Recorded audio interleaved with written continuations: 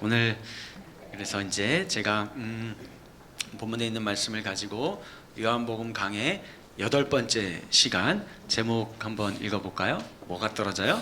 포도주가 떨어진 혼인잔치라는 제목으로 하나님 말씀 전하도록 하겠습니다. 한 주는 며칠로 구성되어 있죠? 7일로 되어 있어요. 전 세계가 동일한 요 달력을 사용을 하고 있습니다.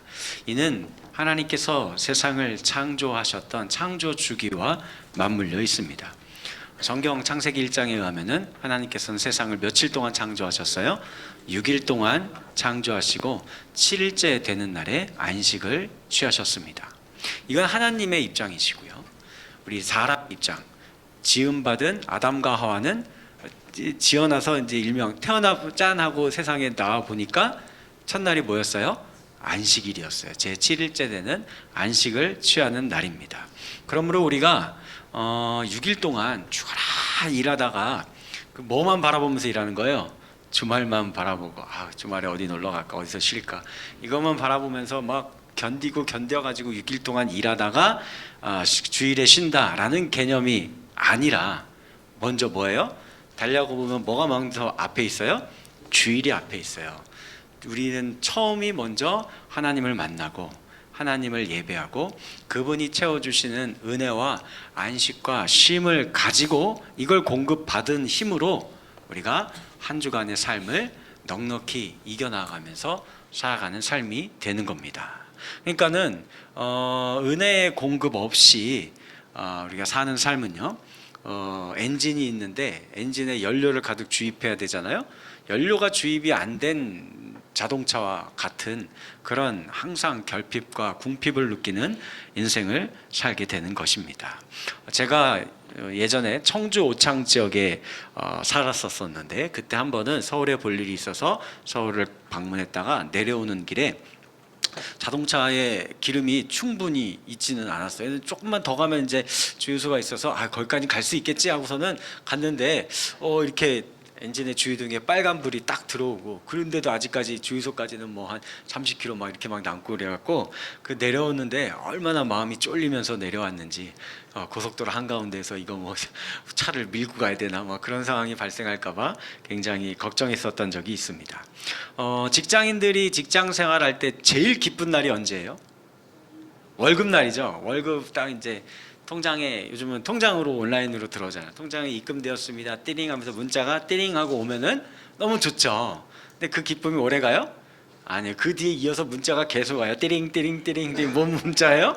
카드값이 나가셨습니다. 관리비가 나가셨습니다. 통신 비용이 나갔습니다. 대출받았던 원금과 이자가 나가셨습니다. 아이 학원비가 나갔습니다. 이게 이제 다 나가고 나면은 우리 이제 직장 생활 하시는 분들, 이거 통장 잔고 갖고 이거 커피나 사 먹을라나 하면서 걱정하면서 살게 되는 것을 볼 수 있어요. 프리랜서로 일하시는 우리 젊은 청년들 있잖아요. 늘 쫓기듯이 이제 이 프리랜서가 말이 좋아서 프리랜서지 비정규직이거든요. 매일같이 마감이 돌아오는 날이면 그거 일 쳐내고 해내느라고 정신없이 막 일을 바쁘게 하는데, 그러면 일이 점점 줄어드느냐? 줄어들지를 않아요. 계속해서 마감에 쫓기는 인생을 사는데도 일은 불어나고, 수입은 그러면 동일하게 같이 늘어나요? 안 늘어나요? 안 늘어나요. 그런 인생을 사는 거예요. 좋아하는 상대에게 아무리 진심을 담아서 구애를 해보아도 상대방이 내 마음을 알아주지 못하는 거예요. 그럼 얼마나 속 답답하고 속 끓이고 힘든 삶을 사는지 모르겠습니다. 요즘 현대인의 삶, 무엇이든지 넘쳐나는 풍요의 시대를 우리가 살고 있잖아요. 그런데 잘 보면 늘 왜 이렇게 돈이 없고 시간도 부족하고 애정도 부족한 현대인의 삶의 모습인지 우리 참 아이러니한 것 같습니다. 그래서 우리 모든 사람들이 동일하게, 여기 계신 분들이요, 다 질병 하나씩 앓고 있는 게 있어요. 뭘 것 같아요? 결핍의 병이에요. 나는 결핍한 게 없다. 이런 분들이 있어요? 쉽지 않을 것 같은데, 어쨌든 다 이렇게 뭔가 하나가 결핍이 되는 것 같은 그런 마음을 느끼면서 우리가 살아가고 있어요. 오늘 본문의 결핍의 사건도 하나가 우리에게 이야기로 들려주고 있는데, 그 이야기가 뭐냐면 일명 가나의 혼인잔치라 불리어지는 사건입니다. 이 내용은 이렇습니다. 유대 땅 갈릴리 지역에 서편에 갈릴 그 있는 동네가 가나라는 동네인데 그 바로 밑에가 나사렛이에요. 예수님 태어나 이제 고향과 자라났던 곳. 그 이제 옆 동네죠. 옆 동네에서 혼인 잔치, 결혼식이 벌어지게 된 거예요. 그래서 이 결혼식에 예수님과 제자들 그리고 예수님의 어머니가 함께 참석했습니다. 한참 이제 혼인 잔치가 무르익어 가는데 문제가 하나 발생했어요. 여러분들 이렇게 잔치집에 가서 제일 중요한 게 뭐예요? 뭐 하러 가는 거예요, 잔치집에 여러분들은? 그냥 먹으러 가는 거죠. 음식이 제일 중요하잖아요. 아니, 여러분들은 그 결혼식 왜 가요? 원래는 신랑 신부 축하해주고 또 이렇게 혼주 되시는 엄마 아빠도 인사하고 저기 예식장 여기 좋다 이런 것도 보고 예식이 깔끔하고 멋지고 주례사 선생님 말씀도 훌륭하네 이런 거 보러 가요? 이것도 조금 이제 고려사항이 있지만 사실은 갔다 와서 늘 하는 얘기는 무슨 얘기예요? 야, 여기 오늘 맛있었어. 이 갈비탕 오늘 여기 맛집이네. 여기 뷔페 음식 좋았어. 뭐 이런 얘기 우리 주로 하잖아요. 그런데 유대인의 결혼 예식은요, 우리는 하루도 아닌데 사실 뭐 한두 시간 안에 다 끝나잖아요. 유대인은 7일 동안 잔치가 벌어집니다. 결혼식이요. 그러니 7일 동안 막 계속 해야 되는 거예요. 음식 만들고 이게 얼마나 바쁜지 몰라요. 그러니 7일 동안 이 결혼 예식이 그 동네에 벌어진다고 한다면 그 마을에서 제일 큰 잔치와 축제가 그때 거기 지금 벌어진 거예요. 그래서 모든 사람들이 다 와서 음식을 나누고 먹고 마시는 겁니다. 그러니 이 자리에는 가난한 사람들도 올 수 있고요. 심지어 거지들도 문전박대를 안 당합니다. 모든 사람들 누구나 다 와서 맛있게 음식을 먹고 마실 수 있는 건데 그 모든 음식들 가운데 최고의 백미는 뭐겠어요? 포도주. 포도주 안 마셔본 것처럼 이렇게 탁 한 잔 마시면 이거 좋잖아요. 이게 맛있고 이거 그죠? 그 포도주가 이스라엘에서는 술 개념이라기보다는 최고의 음료 개념이에요. 그래서 이게 굉장히 값이 비쌉니다. 그러니까 일반 서민들이 가난한 사람들이 매일같이 포도주 이제 집에다가 이렇게 비치해 놓고서는 마시고 싶으면 마시고 뭐 이렇게 하는 음료가 아니에요. 그래서 평소에 가난한 사람들 특히 거지와 같은 사람들 포도주를 못 먹는데 이때는 어떻게 되는 거예요? 내가 그동안 못 먹었던 거 다 먹어볼 수 있다고 맛있는 사내진미 음식도 먹고 포도주도 먹어야 되는데 지금 어떤 일이 벌어진 겁니까? 이 포도주가 똑 떨어지게 된 거예요. 그러면 이거 어떻게 되는 거예요? 지금 사람들이 막 다 이거 먹으러 왔는데 이거 없다고 하면 이거 잔치 준비가 주인이 개판이구만. 손님들 때를 뭐 이따위로 하는 거야 하면서 다들 막 이제 불평 불만이 나올 거고 그러면 집 거기 이 결혼 예식의 주인의 체면은 말이 아니게 될 것입니다. 이런 상황에서 예수님은 특이한 방식으로 기적을 행하여 문제를 해결해 주셨어요. 그게 뭐냐면 유대 이제 각 마을 이제 집마다 손 씻기 위하여 준비하는 물을 담아 놓는 항아리가 하나씩 있어요. 근데 이 집은 좀 사는 집인 것 같아요. 6개나 있어요. 저렇게 생긴 거예요. 저게 되게 커요. 사람 키 높이만큼 크거든요. 그러니 저 통 하나에는 100리터 이상의 물이 저기에 들어가는 큰 통입니다. 예수님께서는 이 통에 물을 가득 채우라고 하인들에게 말씀하셨고 그리고 그 물을 떠서 손님들에게 하객들에게 가져다 주라고 하신 거예요. 그랬더니 어떤 일이 벌어진 거예요? 우리 너무나 잘 알고 있는 것처럼 물이 변하여 포도주 됐네 이 일이 이제 여기에서 일어난 거예요. 그래서 이 결혼잔치의 7일 동안 풍성하고 즐거운 모두가 다 만끽하고 누릴 수 있는 즐거운 잔치로 계속될 수 있었다라는 게 오늘 우리가 읽은 성경 말씀의 내용입니다. 그리고 이 사도 요한은 이 기적과 같은 스토리를 가지고 뭐라고 이야기하느냐? 예수님이 행하신 첫 번째 표적이다라고 이야기를 하고 계세요. 그러면 왜 요한은 이걸 가지고 표적이라고 이야기하는 걸까? 이게 도대체 무슨 의미가 있는 걸까? 우리가 다 같이 한번 두 가지 내용으로 살펴보도록 하겠습니다. 먼저 첫 번째예요. 우리 다 같이 한번 읽어볼까요? 시작.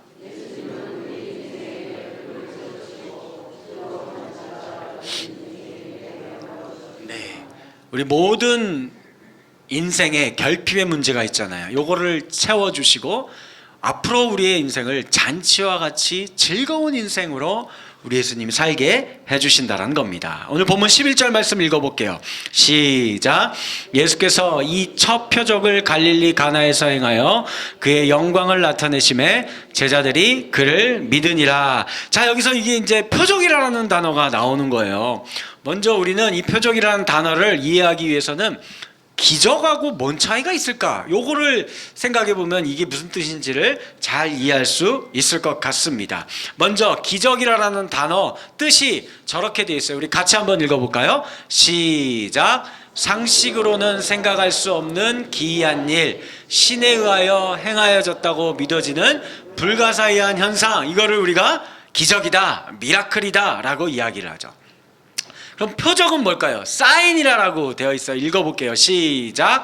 일어나는 사건의 목적과 의미를 나타내고자 하는 용어, 예수 그리스도의 구원 역사를 드러내기 위해서 사용된다 라고 생각하시면 될 것 같아요. 그러니까 이거를 더 잘 이해하기 위해서 요거 생각하시면 돼요. 이정표. 여러분들이 어딘가 내가 저기를 가야 돼, 길을 걷거나 차를 가지고 운전하고 갈 때 뭐 보고 가는 거예요? 저 이정표를 보고, 방향을 가리키고 지시하고 있는 이정표를 보고 가는 겁니다. 마찬가지로 표적이라고 일컬어지는 사건을 보면서 이 사건이 우리에게 이런 의미와 뜻을 가르쳐 주려고 하는 거구나 라고 깨달을 목적으로 그 사건이 벌어진 거를 가지고 우리는 뭐라고 부른다라는 거예요? 요거는 사인이구나, 표적이구나 라고 이야기를 한다라는 겁니다. 예컨대 요한복음에는 총 7개의 표적이 등장합니다. 그 중에 요한복음 9장의 말씀을 보시면 날 때부터 보지 못한 맹인이, 소경이 한 분이 나와요. 예수님이 고쳐주시죠. 기적을 베풀어 준 겁니다. 그런데 요한은 이걸 가지고 기적이라고 하지 않고 표적이라고 이야기를 해요. 왜 그럴까요?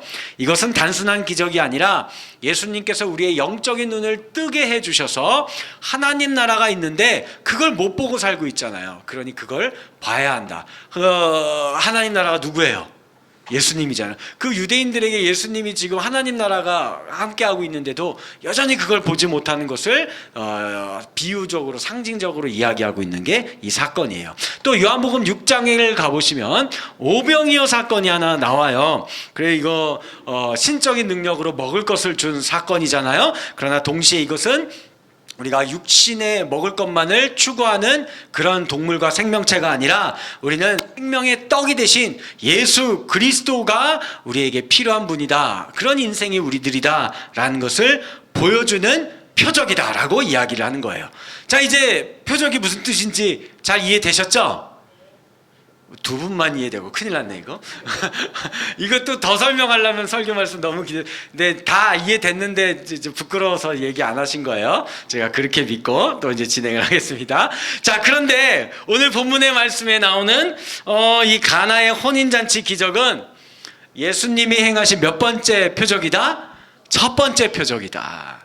이게 뭐든지 첫 번째가 또 남다른 의미를 또 갖고 있지 않습니까? 이 본문 1절 말씀을 보시면 사도 요한의 이런 표현이 나와요. 사흘째 되던 날이라는 표현이 나오고 있습니다. 이걸 설명하면서 이제 이렇게 이야기하면서 이 사건을 우리에게 소개해주고 있는 건데요. 이 사흘이라는 단어는 제가 전에 설교 시간에 한번 이야기 드린 적이 있는데 1장에서는 이튿날이라는 표현이 3번이나 나와요. 그리고 본문 2장 시작할 때에 한글 성경에는 지금 잘 기록되어 있지 않은데요. 원래 원문인 헬라어 성경에는 앞에 카이라는 단어로 시작을 해요. 이건 접속사입니다. 우리나라 뜻으로는 그리고라는 뜻이에요. 그러니까 이튿날 지나고 또 이튿날 지나고 그리고 사흘째 되던 어느 날 이러라고 시작을 하고 있는 거예요. 그러니 이 2장의 이 사건은 1장의 내용하고 별간 따로 떨어져 있는 내용이에요? 아니에요? 떨어져 있는 내용이 아니라 연결되어진 사건이다라고 우리가 이해를 해야 되는 거예요. 그러니까 즉 앞에 있는 이튿날에 합쳐져서 사흘째 되던 날, 즉 7일째 되는 날 예수님께서 행하신 이 가나의 혼인잔치의 사건이 특별한 의미, 표적으로 우리가 이해해야 된다라고 말씀하고 있는 겁니다.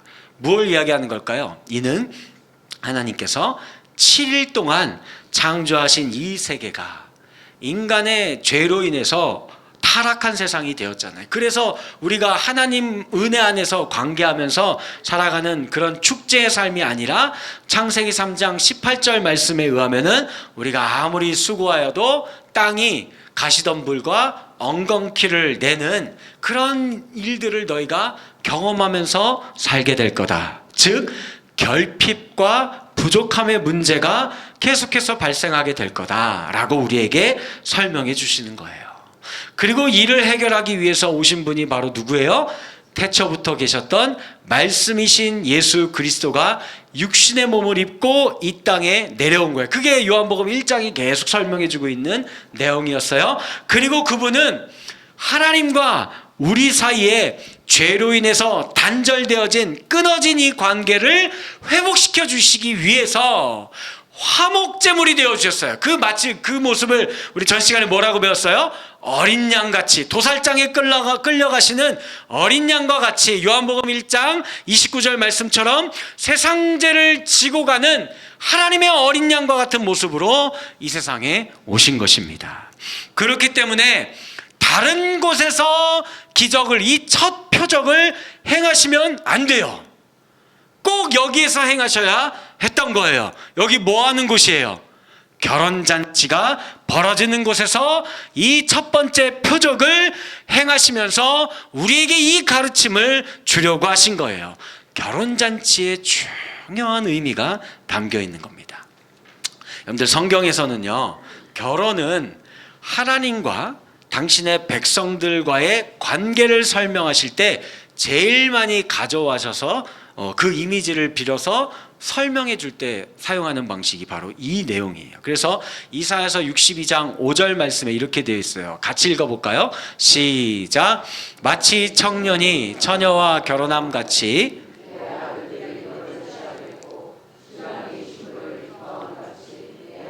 너를 기뻐하시리라. 아멘. 또 요한계시록 19장 9절 말씀을 보시면 어린 양의 혼인잔치의 청함을 받은 자들은 복이 있도다 라고 말씀하고 계세요. 이렇게 신랑과 신부의 관계로, 부부의 관계로 우리를, 하나님과 우리의 관계를 설명할 때가 많다라는 거예요. 그래서 반대로 하나님의 백성들이 하나님을 떠나 우상 숭배를 하고 있을 때 이걸 뭐라고 이야기할까요? 그러니까 원래는, 그래서 이제 처음에는 처녀 이스라엘이다라고 불렀다가, 그래서 그 처녀와 신랑과 서로 부부의 연을 맺는 언약 관계로, 결혼식에서 제일 중요한 게 신랑 신부의 혼인 서약이잖아요. 언약을 맺는 거예요. 이거 깨지면 안 되는 겁니다. 그 언약 관계로 맺어진 하나님과 이 백성과의 관계가 우상 숭배로 깨어지고 멀어지게 되었어요. 그러면 성경이 이제 뭐라고 표현할까요? 원래는 처녀 이스라엘이었는데 간음했다, 음녀다 라는 식의 이제 표현을 하게 되는 거예요. 그에 대한 대표적인 성경책의 말씀이 호세아서입니다. 호세아서 보시면은 예언자이죠. 선지자인 호세아에게 하나님이 어느 날 찾아와서 이야기하는 거예요. 호세아야, 너 고멜이라는 여인이 있을 것이다. 그녀에게 찾아가서 너 그와 결혼해라. 근데 찾아가 봤더니 이 여인이 뭐 하는 여인이었어요? 몸 파는 여인이었어요. 음녀였다라는, 많은 남자를 두고 있었던 여자였어요. 그런데 왜 결혼을 하라고 한 거예요? 이게 이스라엘과 하나님의 관계를 설명해 주고자 했던 것입니다. 신실하신 여호와와 신실하지 못한 이스라엘의 관계를 상징적으로 보여주고 있는 거예요. 특별히 유대인들은 결혼식 전날에 하는 게 있어요. 여러분들은 결혼식 때 전날에 뭐 했어요? 너무 오래돼서 기억이 가물가물하죠. 이렇게 화장 이렇게 예쁘게 잘 받기 위해서 마사지도 하고 막 팩도 하고 뭐 이것저것 막 바르고, 그죠? 그리고 머리도 이제 샵에 가서 이렇게 예쁘게 하고 만들기도 하고, 좋은 음식도 이렇게 먹고 뭐 이런 거 하잖아요, 그죠?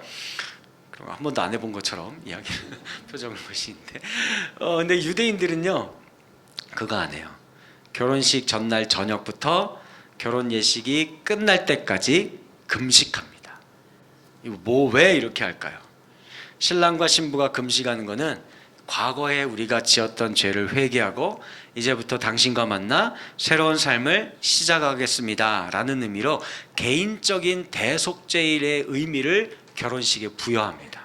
그냥 단순히 막 이렇게 막 결혼 아이고 좋아 뭐 서로 사랑하면서 이게 아니라, 물론 그 의미도 있지만 이게 내가 지금까지 과거에 내 죄 지었던 삶, 내 멋대로 살았던 삶을 이제는 끊어내고 단절시켜버리고 새로운 삶을 하나님 안에서의, 하나님이 지켜보고 계시는 사랑의 관계로, 언약의 관계로 새 출발을 하겠습니다 라는 의미로 신랑 신부가 서로 금식을 하는 거예요. 멋있죠? 그리고 신랑 신부 모두 결혼식 때 키텔이라 불리는 저렇게 생긴 옷이에요. 흰색, 남자도 흰색 예복을 입어요. 흰 옷이 뭘 상징하죠? 순결을 상징하잖아요. 그래서 우리의 죄를 용서하여 주시고 결혼식을 통해서 이렇게 순결하고 서로 신랑과 신부에게 뭐를 지키는 거예요? 대의 정절을 지키면서, 그죠? 절대로 다른 남자와 다른 여자에게 한눈 팔지 않고, 그리고 하나님이 함께 하시는 가정으로, 하나님 보시기에도 부끄럽지 않은 가정으로 세워가겠습니다 하는 의미로 저렇게 예식을 진행을 하는 거예요. 그리고 이제 신랑이 신부에게 포도주를 한 잔 따라서 건네주면서 이렇게 말하는 겁니다. 나는 당신을 나의 아내로 맡고 싶습니다. 이 포도주를 당신에게 따라줌으로 나는 당신을 위해 나의 생명을 바칠 것을 다짐합니다. 당신도 이 잔을 받아 마심으로 나의 아내가 되어주기를 바랍니다. 여러분들 다들 이렇게 하면서 결혼하셨죠? 그러면 이제 신부가 이 포도주를 받아서 이렇게 마시면 드디어 공식적으로 두 부부가 언약을 모든 사람 앞에 정혼을 약속한 혼인 관계로, 신랑 신부로 선포가 되어지게 되는 것입니다. 멋있죠? 자, 이게 지금까지 우리가 살펴본 가나의 혼인잔치 사건을 정리하면, 그래서 이런 표적을, 사인을 우리에게 깨달음을, 가르침을 주고자 하는 거예요. 정리해드리면 이런 겁니다. 우리 인생은 죄로 인해 하나님과 단절되었고, 그로 인해 영원히 해결되지 않은 인생의 결핍과 영혼의 목마름을 늘 느끼면서 살아가는 그런 존재가 되었습니다. 그러나 가나의 혼인잔치에 그것이 이제 포도주가 떨어진 사건을 통해서 우리에게 그 깨우침과 가르침을 주려고 하고 있는 거예요. 그런 우리의 삶 속에 누가 찾아오신 거예요? 신랑 되시는 예수 그리스도께서 찾아오셔서 포도주가 떨어져서 이제 완전히 흥이 깨어져 버릴 것 같은 우리 인생을 바꾸어 주시고 변화시켜 주셔서 영혼에 더 이상의 갈증과 궁핍함을 느끼지 않게 하시고 이 만족과 즐거움 가운데 살아갈 수 있는 축제와 같은 인생으로 바꾸어 주신다라는 거예요. 무엇을 통해서? 예수 그리스도께서 십자가에서 물과 피를 쏟으시고 어린 양처럼 죽으신 그 십자가의 사건을 통해서 말입니다. 예수님께서 바로 이 사건을 통하여서 하나님과 우리 사이에 깨어진 관계를 회복시켜 주시는 것입니다. 그로 인해 인생의 진정한 즐거움과 잃어버렸던 축제로서의 삶을 다시 회복시키게 만들어 주시는 것이 이제 하나님을 우리가 아버지라 부르며 살 수 있는 우리 인생이 되는 것입니다. 이 예수 그리스도를 여러분들의 인생에 모셔드리며 사시기 바라겠습니다. 우리 인생의 결핍의 문제가 해결될 수 있습니다. 잃어버렸던 하나님과의 관계가 회복될 것입니다. 우리 인생이 물이 변하여 포도주가 되는 놀라운 은혜를 날마다 체험하며 사는 축제와도 같은 인생이 되시기를 주님의 이름으로 간절히 축원합니다. 두 번째, 우리 또 같이 한번 살펴볼까요? 같이 읽어볼까요? 시작. 예수님도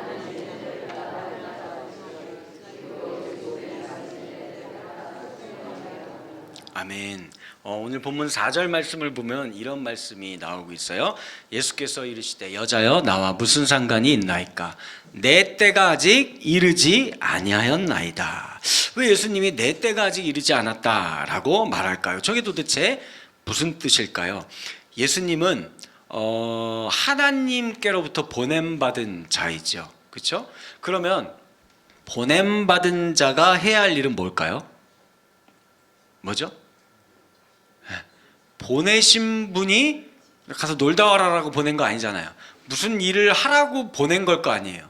그러면 그 일을 하는 것이 보낸받은 자가 해야만 하는 일, 이걸 우리는 사명이라고 부르는 거예요. 그러면 예수님께서 해야만 하는 보냄받은 일은 뭐였어요? 십자가를 지는 거죠. 십자가에서 죽으시는 겁니다.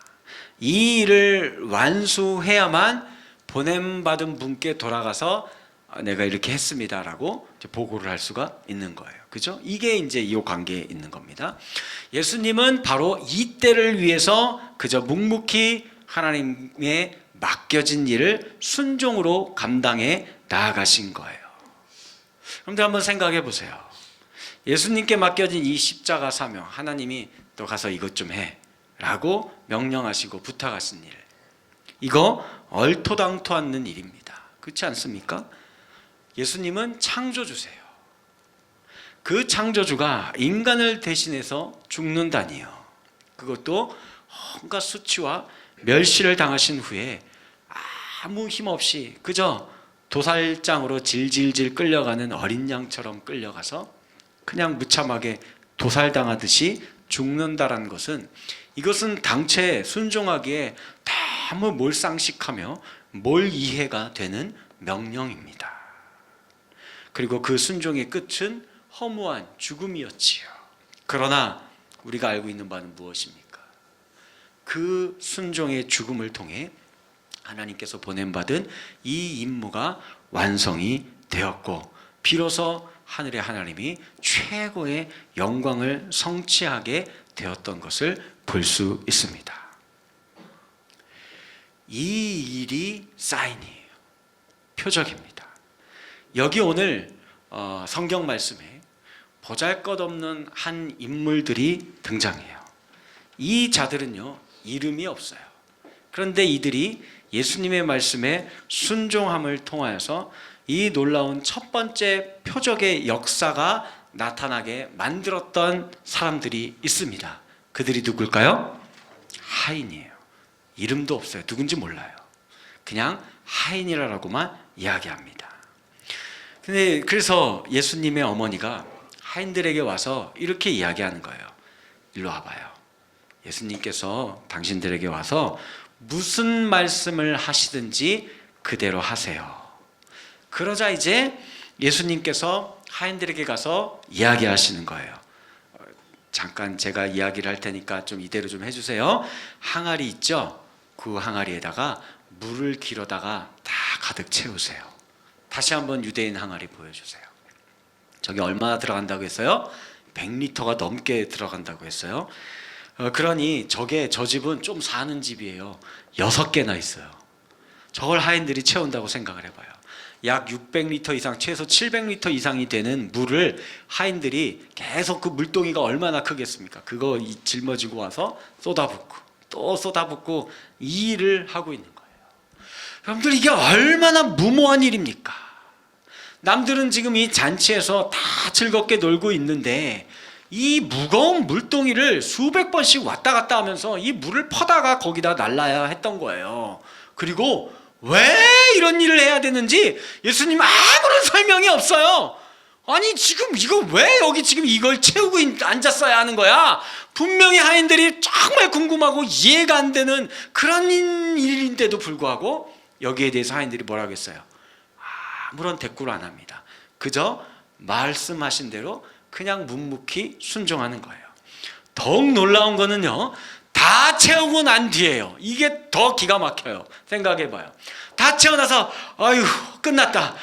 뭐 왜 이 짓을 했는지 모르겠지만 어쨌든 하라고 했으니까 했어. 이제 끝났다 싶어서 돌아가려고 했더니 예수님이 아니에요. 잠깐만 일로 와보세요. 하나 더 해야 됩니다. 그게 뭐예요? 이 물을 떠다가 저 하객들에게 다 가져다 주세요 라고 이야기를 하는 거예요. 생각해봐요. 지금 여기저기 난리가 난 거거든요. 지금 이 잔치의 순간에 주인장 여기 지금 포도주 떨어졌어, 빨리 좀 더 가져다 줘, 막 이러고 지금 손들고 막 지금 다 난리가 나는 이 순간에 지금 예수님께서 거기다가 뭐 갖다 주라는 거예요? 물 갖다 주라는 거예요. 아직 포도주로 안 바뀌었어요. 물 퍼다가 그냥 거기다 갖다 주라는 거예요. 그러면 한번 생각을 해봐요. 이 하인들 입장에서 이게 지금 뭐 하는 짓이야. 지금 안 그래도 사람들 다 지금 막 포도주 없다고 난리가 난 상황에서 얘따 포도주 없으니까 물이나 잡수세요 하고 갖다 주면 이거 뭐가 되는 거예요. 이게 지금 날 놀리나 지금 뭐 하자는 거야 하면서 막 멱살 잡고, 심한 사람은 욕할 수도 있고 막 때리려고 하는 사람들도 있을 수 있어요. 그런데도 불구하고 하인들은 이걸 굳이 물어보지도 않고 그저 순종해서 가져다 준 겁니다. 자, 생각해 봅시다. 예수님. 사실 예수님이 어떤 분이에요? 말씀으로 세상을 창조하신 분이십니다. 창조하셨을 때 뭐 재료가 있었어요? 없어요. 무에서 유를 창조하셨어요. 그러면 그 동일하신 예수님께서 지금 이 가나의 혼인잔치 현장에서 물이 굳이 필요해요? 필요 없죠. 필요 없습니다. 그냥 말씀만 하시면 포도주가 어떻게 해서든 만들 수 있는 분이에요. 그러나 예수님은 그러지 않았어요. 이게 놀라운 비밀이 있는 겁니다. 이 모습은 마치 뭐와 같아요? 자신이 하나님께 보냄받았잖아요. 보냄받은 그 하나님, 인간이시지만 동일한 하나님과 동등됨을 취할 수 있는 하나님의 신성을 갖고 있는 하나님이신 분이 예수님이세요. 권세가 있습니다. 창조의 능력이 있습니다. 영광이 있습니다. 힘과 지혜를 갖고 계신 분이었어요. 그러나 그 예수가 그 공생의 3년 동안 자신의 힘과 권세와 지혜로 내가 하고 싶은 대로 마음대로 사역을 했다라고 한다면 그건 하나님께서 보내신 그분의 사명을 완수할 수 없어요. 십자가를 짊어질 수 없습니다. 우리를 구원하는 구원의 역사가 나타날 수가 없는 거예요. 하나님이 보내신 대로 그저 묵묵히 그분께서도 마치 어린 양처럼 아무것도 할 수 없는 무능력자의 모습과 같은 어린 양처럼 순종하셨기 때문에 이 역사가 나타날 수 있었던 거예요. 오늘 본문의 말씀에서도 마찬가지입니다. 이름 없는 이 하인들의 순종을 통해 그 연회장의 결핍의 문제로 인하여서 모든 축제가 망가질 그 순간을 풍족함으로, 은혜로, 기쁨으로, 환희의 현장으로 바꿀 수 있는 역사, 이게 예수님의 능력도 필요하지만 거기에 뭐가 필요한 거예요? 순종할 수 있는 사람이 필요하다는 겁니다. 십자가를 짊어질 사람이 필요하다라는 거예요. 가버나움이라는 지역에 가보시면 한 로마인이 있어요. 그의 직업은 군인이었습니다. 백부장이라고 불러요. 그가 데리고 있는 하인 한 명이 몸이 병들어 죽게 된 거예요. 그래서 예수님에게 찾아와서 예수님, 제 하인을 고쳐주세요. 당신은 충분히 그러실 수 있는 분입니다. 예수님이 그러자 가자, 내가 가서 고쳐주겠다 했더니 이 백부장이 이렇게 이야기합니다. 마태복음 8장 8절 말씀만 하옵소서. 그러면 내 하인이 낫게 싸움나이다. 이렇게 말씀 아래에 우리 세상을 창조하신 이 말씀의 권세를 우리가 인정하여서 그 말씀 아래에 살아가는 거예요. 그럴 때에 이 오늘 현대사회에 벌어지고 있는 모든 결핍의 순간과 현장들 가운데 하나님 나라가 도래하여서 그 모든 하나님의 역사가 나타나게 되는 표적들이 행해질 수 있게 되는 겁니다. 이 놀라운 은혜의 현장들이 누구를 통해서 이루어집니까? 오늘 말씀만 하옵소서. 그 말씀대로 제가 나아가겠습니다 하는 이름 없는 하인과 같은 저와 여러분들의 인생을 통해서 하나님의 이 은혜의 역사가 나타나게 되는 줄 믿으시기 바라겠습니다. 오늘 저와 여러분들이 이 은혜의 예수 그리스도를 모셔드리고 그리고 이제는 그 예수 그리스도의 말씀 아래에서 순종하며 살아가는 복된 인생들이 되어지기를 주님의 이름으로 간절히 축원합니다.